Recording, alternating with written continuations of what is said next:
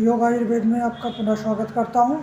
तो दोस्तों, आज हम आपको बताने वाले हैं पाइल्स के बारे में या खूनी और बादी बवासीर के बारे में कि खूनी और बादी बवासीर क्यों होती है, इसके होने के कारण क्या है और इसका उपचार हम किस प्रकार कर सकते हैं और ऐसा क्या यूज करें ताकि हम जीवन भर इस बवासीर या फिशर फिस्टुला से हम बचे रह सकते हैं। तो सबसे पहले हम जानते हैं कि बवासीर होती ही क्यों है।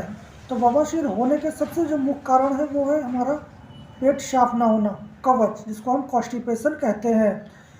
तो कॉन्स्टिपेशन जो होने के कारण है सबसे ज़्यादा हमारा अनिद्रा, नींद ना आना, तनाव, हम तनाव में रहते हैं इसलिए हमारा पेट साफ नहीं होता है।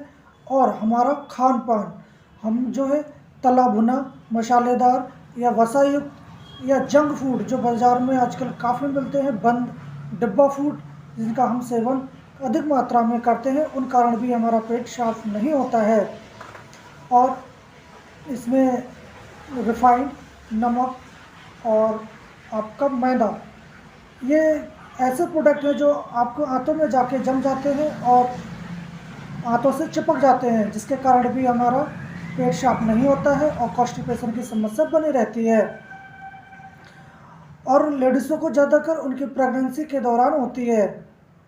प्रेगनेंसी के दौरान सारा जो लोड है वो उनके एनएस पार्ट पे आ जाता है, जिसके कारण भी उनका पेट साफ नहीं होता है और वो कब्ज हो जाती है और कब्ज के कारण ही उनको पाइल्स हो जाती है। बवासीर भी दो प्रकार की होती है, बादी बवासीर और खूनी बवासीर। तो बादी बवासीर में खुजली, दर्द, पेट में अफरा, दर्द बना रहना आदि समस्याएं होती हैं। और इस बादी बवासीर में मस्से से खून भी नहीं आता है। खूनी बवासीर में दर्द, फ्रश करते टाइम जो खून है वो बूंद बूंद आना या फिर पिचकारी के साथ आना, और दर्द अधिक रहता है, शरीर में बुखार जैसा बना रहता है, खून की कमी हो जाती है आदि समस्याएं बवासीर, खूनी बवासीर में होती हैं। कॉन्स्टिपेशन क्रॉनिक हो जाता है जब हम लोग करीब 3-4 दिन फ्रेश होने नहीं जाते, तब जो स्टूल है, मल है, वो काफ़ी स्ट्रॉन्ग हो जाता है, कड़ा हो जाता है और वो बहुत सख्त आता है, काले रंग का आता है। जब हम फ्रेश होने जाते हैं, जब वो स्टूल हार्ड होके बाहर आता है तो वो हमारे एनएस पार्ट को फाड़ देता है या वहाँ दरार सी बन जाती है, जिसको हम फिशर कहते हैं। और उस फिशर में काफ़ी जलन होती है और उसमें काफ़ी दर्द का सामना करना पड़ता है। और जब बवासीर काफ़ी क्रॉनिक हो जाती है, हम लोग उसका उपचार सही से नहीं करवाते और सही समय पे नहीं करवाते, तब वो भगंदर का रूप ले लेती है, जिसको हम फिस्टुला के नाम से जानते हैं। तो ये तो रही बवासीर, फिस्टुला या फिशर के बारे में। अब हम जानते हैं इससे हम कैसे बच सकते हैं। तो उसके बचने के लिए हमें सबसे पहले पेट को साफ रखना पड़ता है। हमें रोज़ नित्य शौच क्रिया करनी होती है। बवासीर, फिशर या फिस्टुला से बचे रहने के लिए हमें जो अपना खान पान है उसमें सुधार लाना पड़ता है। उसमें हमें रसदार या फाइबर युक्त भोजन करना होता है, जिससे कि हमारा पेट साफ हो। इसमें हम अंजीर, मुनक्खा, त्रिफला, हरड़ आंवला, इनका हम सेवन कर सकते हैं। और लौकी, हरी सब्जियां या फल का हम अधिक से अधिक सेवन कर सकते हैं।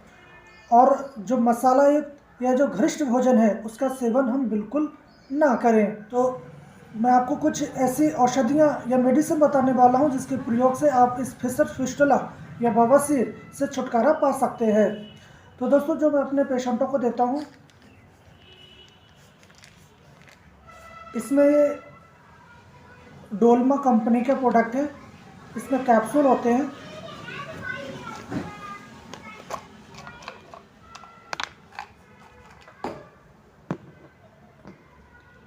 इसमें इस प्रकार के कैप्सूल निकलते हैं। तो इसके दो कैप्सूल आप सुबह, दोपहर, शाम 3 टाइम गुनगुने पानी के साथ दें। और तो आप में इसमें खूनी बवासीर, बादी बवासीर, खुजली या मशा युक्त दर्द युक्त बवासीर, फिशर आदि में यह बहुत ही लाभदायक होती है। तो इसमें आपको क्या क्या पड़ा मिल जाता है। इसमें आपको हल्दी 125 mg, फिटकरी 125 mg, छोटी दूधी 125 mg और काली मिर्च 125 mg इसमें पड़ी होती है। तो आप इसका सेवन कर सकते हैं, जो आपके बादी और खूनी फिशर फिस्टुला में भी बहुत आराम करती है।